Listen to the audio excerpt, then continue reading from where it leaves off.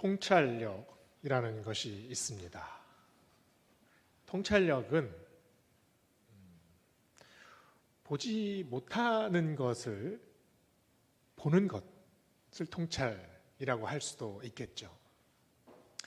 껍질에 가려서 속을 들여볼 수 없지만 그 껍질을 뚫고 투과해서 그 안에 있는 것을 바라볼 수 있는 능력, 그것을 우리는 통찰력이라고 합니다. 고려 청자를 바라볼 때 아무 생각 없이 그냥 보는 사람이 있고요, 그 겉에 씌어진 그 하늘을 닮은 그 빛의 색이 어떤 색깔인지 음미해낼 수 있는 사람이 있습니다. 그 청자의 그 숨막히는 곡선을 따라가면서 이토록 아름답구나 감탄할 수 있는 사람이 있지요. 모나리자의 그림을 보면서 그저 웬 아줌마를 그려놨네 이렇게 생각하는 사람이 있는 반면에, 이 모나리자의 그림 속에 있는 그 미적인 황금률을 파악해내는 분도 있지 않습니까? 사람을 보면서도 우리는 그런 것을 볼 수가 있죠. 건강해 보이는 사람과 정말 건강한 사람을 구분하실 수 있습니까? 행복해 보이는 사람은 굉장히 많습니다. 그런데 그 중에서 정말 행복한 사람을 바로 알아보실 수 있습니까? 이런 꿰뚫어 보는 능력은 도대체 어떻게 생기는 걸까요? 어떤 사람들은 책을 많이 읽으면 이런 통찰력이 생긴다고 합니다. 또 어떤 사람들은 사람들을 많이 만나보면 이런 통찰할 수 있는 능력이 생긴다고 말을 해요. 참으로 통찰력 없는 말이죠. 우리가 통찰을 할 수 있다는 의미는 사물의 근원과 원리를 알아가는 것입니다. 그 원리를 캐어내서 현상과 연관 지을 때, 그때 통찰이 생기기 시작을 하지요. 사람과의 관계도 마찬가지입니다. 사람들 사이에 얼마나 많은 이해관계가 얽혀 있습니까? 얼마나 다양한 요구들이 있어요. 그런데 그런 다양한 이해와 요구들 속에 한 가지 주제를 정해서 지금 이 시점에 가장 중요한 것을 발견해서 그것으로 현상을 바라봤을 때 통찰할 수 있게 되지요. 갓난아이를 하나 놓고 엄마 둘이서 서로 자기 아이라고 주장을 했습니다. 솔로몬은 그 당시에 DNA를 가지고 친자 확인을 할 수도 없지 않습니까? 그런데 본질을 날카롭게 파악을 하지요. 엄마의 본질이 무엇이냐를 제대로 알았습니다. 거대한 칼을 가지고 와서 이 아이를 반으로 갈라야겠다라고 말을 합니다. 진짜 엄마가 어떻게 했습니까? 질겁을 하지요. 제가 잘못했습니다. 제가 거짓말을 했습니다. 아이만은 살려주십시오. 솔로몬이 본 것이 무엇입니까? 엄마의 본질을 봤죠. 엄마는 자기 목숨보다 아기의 목숨을 더 사랑한다는 그 본질을 파악해낸 그런 판단 아니겠습니까? 오늘 말씀은 예수님께서 세례 받으신 이후에 그 다음 날의 사건입니다. 오늘 본문을 가만히 보시면 특별히 세 가지 바라봄이 연속적으로 나옴을 알 수가 있습니다. 세례 요한이 그날 아침에 일어나서 멀리서 바라보았는데 예수님께서 그 앞을 거니시는 것을 발견했습니다. 예수님이 거니시는 모습을 보면서 세례 요한은 자기도 모르게 중얼거리기 시작을 하죠.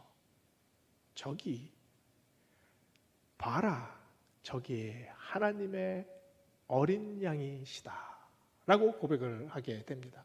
그런데 사실 이 고백은 그 전날 세례 요한이 요단강에서 세례를 줄 때 예수님께서 다가오시는 것을 보고 세례 요한이 한 말입니다. 통찰이지요. 세례 요한이 하나님의 어린 양이시다 라고 얘기를 했을 때 유대 사람들이 지금 그 하나님의 어린 양이라는 단어를 들었을 때 어떤 생각이 금방 떠오르겠습니까? 희생 제물입니다. 연약하고 순수하고 아무 잘못도 없는 작은 어린 양을 죽여서 나의 죄 대신에 바치는 것, 희생 제물이 떠오르지요. 이스라엘의 어린 아이들은 어려서부터 귀가 따갑게 들었습니다. 그날 애굽에서 탈출해 오던 날 어린 양의 피를 문지방에 바르고 우리가 탈출해 왔다. 이사야 53장에 보면 이 어린 양에 대한 노래가 또 나오지 않습니까? 그가 곤욕을 당하여 괴로울 때에도 그의 입을 열지 아니하였으며 마치 도수장으로 끌려가는 어린 양과 털 깎는 자 앞에서 잠잠한 양같이 그의 입을 열지 아니하였도다. 세례 요한은 탁월한 눈을 가져서 예수님을 보는 순간 어린 양을 떠올렸겠습니까? 그는 정말 누구도 갖지 못하는 그런 고도의 직관력을 발휘해서 예수님이 어린 양이라는 것을 알아냈습니까? 다른 사람들보다 다른 많은 식견과 지식을 가져서 그랬습니까? 예수님은 어쩌면 그 당시에 있는 평범한 청년들과 전혀 다를 바가 없었을 겁니다. 그러면 어떻게 세례 요한은 그 예수님을 보고 하나님의 어린 양이시다 라고 고백을 했을까요? 오늘 말씀에는 드러나지 않지만 그 앞장에 보면 33절, 34절에 그 이유가 나와 있습니다. 나도 그를 알지 못하였으나 나를 보내어 물로 세례를 베풀라 하신 그이가 나에게 말씀하시되 성령이 내려서 누구 위에든지 머무는 것을 보거든 그가 곧 성령으로 세례를 베푸는 이인 줄 알라 하셨기에 내가 보고 그가 하나님의 아들이심을 증거하였노라. 세례 요한도 처음에는 알지 못했습니다. 전혀 알지 못했지만 성령께서 함께 하셨을 때 세례 요한이 이분이 메시아시구나, 이분이 하나님의 어린 양이 되시는구나 라고 알게 되었죠. 사도 바울은 고린도전서 12장 3절에 이렇게 얘기합니다. 성령이 아니하고서는 누구든지 예수를 주라 할 자가 없느니라. 성령이 함께 하시지 않고는 어떤 누구도 예수님을 나의 구주라고 고백할 수 없다는 말이지요. 예수님이 나의 구주가 되십니다. 예수님께서 나를 살려주셨습니다. 이 고백을 우리가 어떻게 하게 되었습니까? 묵상을 하루 종일 한 다음에 드디어 이분이 예수 그리스도시구나 알아차리신 분 계십니까? 연구에 연구를 거듭해서 드디어 알아냈다, 이분이 하나님의 아들이구나, 이렇게 결론 지으신 분 있습니까? 하늘에서 번개가 번쩍 치듯이 어느 순간 갑자기 저분이 내 생명을 구해주셨구나 깨달으신 분 있습니까? 우리 중에 어떤 누구도 나의 능력으로 나의 힘으로 예수 그리스도가 나의 구주가 되신다는 사실을 알아내거나 고백한 사람은 아무도 없습니다. 예수 그리스도가 나의 구주가 되신다는 사실은 통찰이 아닙니다. 왜냐하면 예수님이 나의 구주가 되신다는 사실을 고백한다는 것은 나의 판단을 넘어서 있습니다. 나의 경험을 넘어서 있습니다. 나의 직관을 넘어서 있지요. 오직 성령께서 임하시면 우리가 예수님이 나의 구주가 되십니다 고백하게 됩니다. 오직 이 길 하나밖에 없습니다.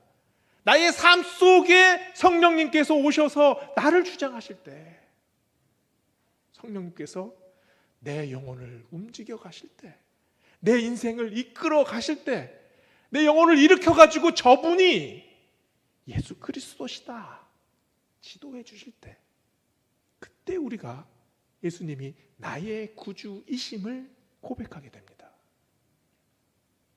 세례 요한은 성령의 도우심으로 주님을 하나님의 어린 양으로 고백합니다. 봐라, 아무 죄 없으시지만 어린 양으로 죽으시는 저분을 봐라.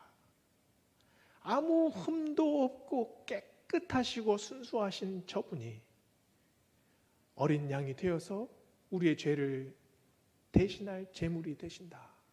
지금 이 고백을 하고 있지 않습니까? 그런데 지금 이 말을 누구에게 하고 있습니까? 자기 제자들에게 하고 있습니다. 그러면서 이 제자들을 이제는 나를 따르지 말고 저분을 따라가거라 라고 말을 합니다. 놀랍지 않습니까? 자기가 사랑하는 제자들입니다. 자기 사람들이지요. 그런데 이 제자들을 기꺼이 예수님을 따라가라고 설득을 합니다. 어떻게 이럴 수가 있을까요? 왜냐하면 세례 요한 자신도 이제는 예수님의 제자가 됐기 때문입니다. 세례 요한 자신도 이제 메시아가 누구신지를 바로 알았기 때문에 모든 사람과 함께 나도 같이 예수님을 따르겠습니다. 이 고백에 동참할 수 있었죠. 두 번째, 보다라는 단어가 38절에 나옵니다. 38절을 자세히 한번 보면은요, 예수께서 돌이켜 그 따르는 것을 보시고 물어 이르시되 무엇을 구하느냐 이르되 랍비 어디 계시오니까 하니, 이제 예수님께서 거니시는데 세례 요한이 그 자기의 두 제자, 그 중에 안드레가 있었죠. 예수님을 따르라고 보냅니다. 이 두 제자가 세례 요한에게 예수님에게 가까이 가자 예수님께서 돌아보시고, 그때 이 보시고라는 동사가 떼오레오라는 단어입니다. 떼오레오. 근데 이 단어는 그냥 보는 것이 아니라 주시한다라는 뜻이 있습니다. 깊이 들여다보다, 이런 뜻이 있습니다. 예수님은 당신에게 찾아오는 모든 사람을 허투루 보지 않으셨습니다. 주시하셨죠. 애정을 가지고 보셨습니다. 혹시 그런 경험이 있으십니까? 누군가 나를 바라보는데 그냥 보지 않고 깊이 들여다보는 걸 느낄 때가 있습니다. 근데 그게 들여다봄이 아주 애정 있게 들여다보고 나를 싹 감싸 안는다는 느낌이 들 때가 있지요. 예수님께서 지금 이 두 제자를 바라보시는 눈매가 그렇습니다. 마치 영혼의 그 깊은 바다까지 바라보시듯이 주시하셨지요. 응시하셨지요. 그런데 그 주시하고 응시하시는 데는 엄격함이 있는 것이 아니라 따뜻함이 있으셨습니다. 감싸 안으셨죠. 주시하면서 감싸 안으시고 또 감싸 안으시면서 질문하셨습니다. 뭐라고 질문하셨습니까? 너희가 원하는 것이 뭐냐? 너희가 구하는 것이 뭐냐? 무엇을 찾고 있느냐? 무엇을 원하느냐? 거대한 질문이지요. 그러나 동시에 예리한 질문입니다. 어떻게 보면 예수님은 그냥 지나가면서 툭 던지는 질문처럼 들려집니다. 그러나 그냥 툭 던지는 게 아니지요. 이 질문을 듣고 어떤 누구도 쉽사리 대답할 수 없습니다. 왜냐하면 그 무게를 감당할 수 없기 때문이죠. 무엇을 찾고 있느냐? 네 인생에서 중요한 것이 무엇이냐? 무엇을 위해서 너는 여기까지 달려왔느냐? 이 질문 아닙니까? 우리는 무엇을 찾는 사람들입니까? 제가 퇴직한 대기업 임원들을 연구한 그런 논문을 본 적이 있습니다. 근데 이 논문에서 이제 퇴직한 임원들의 심정을 이렇게 인터뷰해서 기록해 놨는데요. 이분들이 어떤 분들입니까? 평생 최선을 다해서 살아오신 분들입니다. 24시간 긴장하면서 살아온 분들이었을 거예요. 근데 이분들이 퇴직하고 나서 자기의 마음을 털어놓습니다.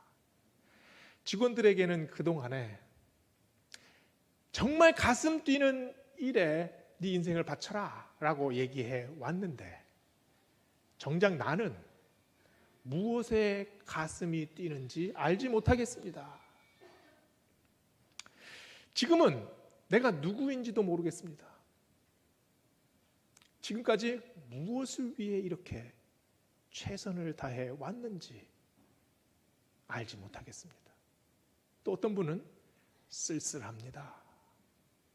지금까지 내가 최선을 다해서 살아왔는데 이제는 쓸모없어진 것 같아서 참으로 쓸쓸합니다. 이런 인터뷰의 내용들이 있습니다. 우리는 무엇을 찾는 사람들입니까? 우리는 성공을 위하여 달려가야 합니다. 그런데 그 성공 속에서 무엇을 발견해야 합니까? 우리는 행복을 찾아 나서야 합니다. 그런데 어떤 행복을 찾아야 합니까? 우리는 여유로워지기 위해서 노력해야지요. 그런데 삶의 윤택함에만 집중해서 거기에 매달리면 우리가 찾는 행복과는 점점 거리가 멀어집니다. 대부분 우리가 노력해서 손에 쥐고자 하는 것은 금방 시들고 말지요. 30년 전을 한번 생각해 보세요. 30년 전에 비해서 우리의 삶은 비교할 수 없을 정도로 잘 살게 되지 않았습니까? 그러면 지금 비교할 수 없을 정도로 행복해지셨습니까? 이런 의미에서 제자들의 대답은 참 의미심장합니다. 예수님께서 무엇을 찾고 있느냐라고 질문했는데 제자들은 어디 계십니까? 어디에 머무십니까? 라고 되묻습니다. 이 대답이 어떤 대답인가요? 예수님, 내가 무엇을 가져야겠습니까? 예수님, 내가 어디까지 도달해야 편안해지겠습니까? 이 질문이 아니지 않습니까? 예수님께서 가시는 곳에 나도 가겠습니다. 예수님께서 머무시는 곳에 나도 머물겠습니다. 예수님께서 있는 곳에 나도 함께 있고 싶습니다. 예수님과 함께 모든 것을 하고 싶습니다. 이 고백 아닙니까? 에리히 프롬이라는 분을 아실 겁니다. 그분이 소유냐 존재냐라는 유명한 책을 썼지요. 그런데 이 책에 나오는 나의 삶의 방식이 소유적 양식이냐 아니면 존재적 양식이냐를 잘 보여주는 시를 두 편 대비해서 올려놨습니다. 처음에 나오는 시는 19세기에 영국 시인 테니슨이 쓴 시지요. 갈라진 벽 틈새에 핀 꽃이여, 나는 너를 그 틈으로부터 뽑아낸다. 지금 나는 너를 뿌리째 내 손에 들고 있다. 만일 내가 너의 뿌리와 모든 것을 이해할 수 있다면 그때 나는 신이 무엇인지 인간이 무엇인지 알 수 있으리라. 자기가 원하는 꽃을 손에 움켜쥐고 뿌리째 뽑아서 분석합니다. 소유적 양식을 말하는 거죠. 반면에 그 바로 밑에 일본 시인 마쇼가 쓴 시를 바로 붙여서 이야기하고 있습니다. 가만히 살펴보니 냉이꽃이 피어 있었다. 울타리 옆에. 이 두 시의 차이가 느껴지십니까? 소유적 양식으로 사는 그런 방식이 있고 존재적 양식으로 사는 방식이 있습니다. 예수님 어디에 머무십니까? 어디에 계시오니까? 라고 두 제자가 되물은 질문 속에 우리는 존재적 양식을 느낄 수 있지 않습니까? 이 제자들은 지금 무엇을 말하고 있습니까? 나는 이제 예수님이 계신 곳으로 가고 싶습니다. 예수님에게 무엇을 얻어내려는 것이 아니라 예수님과 함께 하고 싶습니다. 라는 말이죠. 그러자 예수님께서 또 대답을 하십니다. 예수께서 이르시되 와서 보라. 그러므로 그들이 가서 계신 데를 보고 그날 함께 거하니 때가 10시쯤 되었더라. 예수님께서 하시는 말씀이 뭡니까? 와라. 보아라. 다른 말씀 아무것도 안 하셨습니다. 군더더기가 전혀 없어요. 와라. 느껴라. 경험해라. 그리고 고백해라. 이것이 예수님의 말씀 아닙니까? 내가 있는 시간, 예수님이 계시는 그 시간 속으로 들어와라. 내가 있는 공간, 예수님께서 있는 그 이 공간으로 들어와라. 지금 이 말씀입니다. 그러자 오늘 말씀에서는 그때 시간이 10시쯤 되었다고 얘기를 합니다. 우리가 유대인들의 시간 개념에 대해서 많이 혼란을 가져올 때가 있지 않습니까? 유대인들은 해가 뜨자마자 그 시간을 처음 1시로 규정을 합니다. 그리고 해가 질 때까지 12시로 구분을 하죠. 복잡하니까요. 무조건 성경에 나오는 시간에 6을 더하세요. 지금 10시라고 했는데 6을 더하면 몇 시입니까? 16시. 저녁 4시지요. 저녁 4시에 예수님을 처음 만났습니다. 조금 지나서 뭐 했겠습니까? 같이 저녁을 먹었겠죠. 오늘 요한복음 1장을 쭉 읽다 보면 그 다음 날까지 예수님과 함께 제자들이 있었다는 것을 알 수가 있습니다. 예수님과 함께 같은 시간, 같은 공간에서 있었습니다. 이것이 뭘까요? 그것 자체로 예배입니다. 예수님과 함께 그 공간에서 같은 시간을 공유하는 것, 그것 자체가 예배가 됩니다. 구약의 예배가 뭡니까? 유월절을 지키는 것, 그것 자체가 예배가 되었습니다. 예배는 여러 가지로 우리가 정의할 수 있겠지만 사건을 다시 재현하는 것, 하나님께서 보여주신 그 사건 속으로 우리가 다시 들어가는 것, 그것이 예배입니다. 유월절 식사는 온 가족이 함께 모여서 애굽을 탈출할 때 같이 양을 구워 먹고 쓴나물을 먹었던 그 사건, 그 과거로 다시 회귀하는 경험입니다. 거기에서 하나님께서 우리를 어떻게 인도해 주셨는지를 고백하는 것이잖아요. 그것이 예배입니다. 초대교회 성도들은 어떻게 예배했습니까? 초대교회 성도들은 예수님께서 떡을 떼어 주시고 잔을 나눠 주신 그 기억으로 돌아갑니다. 이것은 너희를 위한 나의 몸이다. 이것이 너희를 위한 나의 피다. 이 사랑을 기억하는 것, 그 사건의 현장으로 다시 돌아가는 것, 그것이 예배 아닙니까?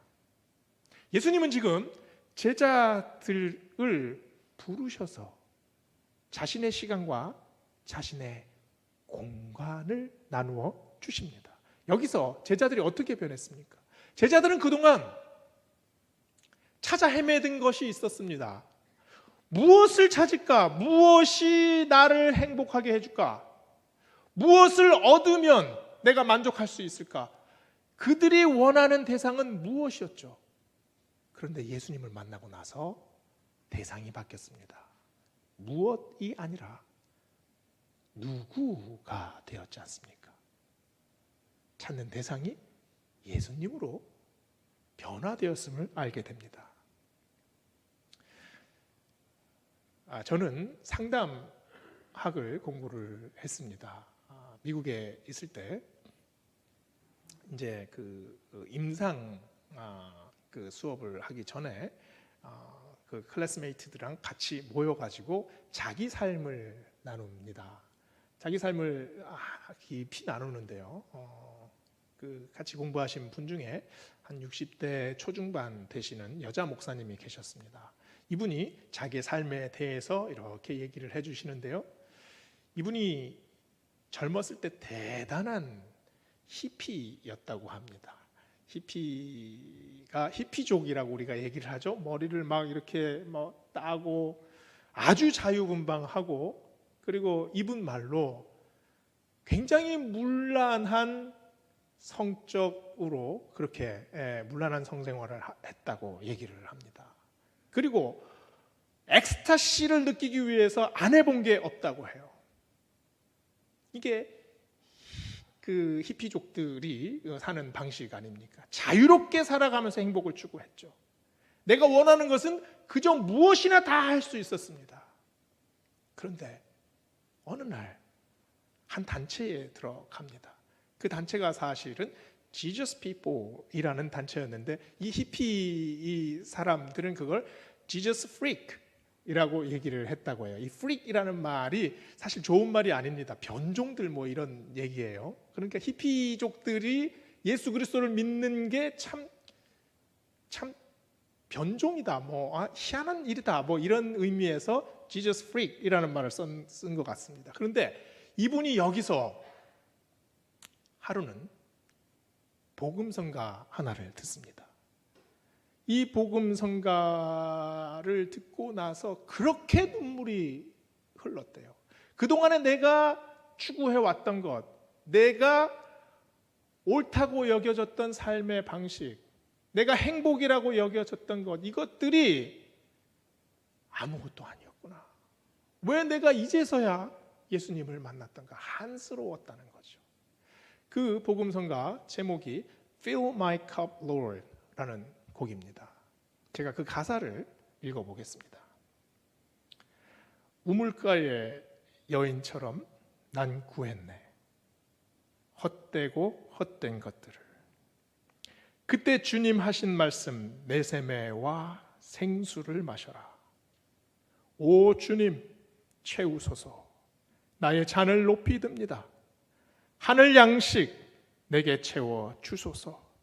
넘치도록 채워 주소서. 와서 보라. 무슨 의미입니까? 와서 보라. 이 세상에 쓸데없는 것 채우지 말고 이제 와서 생수된 나를 마셔라 라는 말씀 아닙니까? 다른 곳으로 쫓아다니지 말고 네가 찾는 것이 무엇인지 제대로 다시 확인해라, 이 말씀 아닙니까? 저는 우리 베델의 성도들이 다 함께 이 말씀을 외쳤으면 좋겠습니다. 와서 보십시오. 이 베델의 성전에서 하나님께서 우리에게 부어주시는 은혜를 한번 보십시오. 이 베델의 성전에서 하나님께서 우리를 부르신 이유를 한번 목격하십시오. 여기서 우리가 이렇게 뜨겁게 사랑하는 것을 모두 한번 와서 보십시오. 우리가 이 고백을 함께 나누길 원합니다. 이 고백을 위해서 우리가 나가야 하지 않겠습니까? 세 번째, 보시고가 있습니다. 베드로를 처음 보시고 예수님께서 말씀하셨죠. 오늘 본문 후반절에 보면 안드레가 자기 형제 요한의 아들 시몬을, 자기 형제를 부르지 않습니까? 베드로가 오는 것을 보고 예수님께서 42절에 보면 데리고 예수께로 오니 예수께서 보시고 이르시되 내가 요한의 아들 시몬이니 장차 게바라 하리라 하시니라 라고 말씀을 하십니다.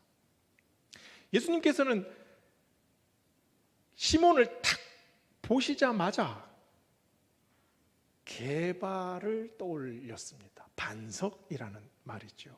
그래서 이 시몬의 이름이 베드로가 되지 않습니까? 그런데 예수님께서는 베드로가 어떻게 되실지를 아셨던 거지요. 그 보시고라고 쓰인 이 단어가 엔블레포라는 단어입니다. 깊이 들여다보다라는 뜻이에요. 그런데 이 엔블레포가 누가복음 22장에 또 나옵니다. 제가 읽어보겠습니다. 22장 61절에 나옵니다. 주께서 돌이켜 베드로를 보시니 베드로가 주의 말씀 곧 오늘 닭 울기 전에 내가 3번 나를 부인하리라 하심이 생각나서 밖에 나가서 심히 통곡하니라. 똑같은 동사입니다. 똑같이 보시다라는 단어입니다. 예수님은 이 시몬 베드로를 처음 만났을 때 이미 아셨습니다. 베드로가 자신을 부인할 것을 미리 아셨습니다. 그러나 그럼에도 불구하고 베드로를 게바라고 불러주십니다. 베드로가 흔들리지 않는 반석입니까? 마구마구 흔들리는 반석입니다. 그러나 그럼에도 불구하고 앞으로 자기를 배신할 이 시몬을 바라보시고 너의 이름을 베드로라 부르겠다라고 하신 이유가 뭘까요? 우리 모두를 바라보시는 예수님의 시선을 느껴보십시오.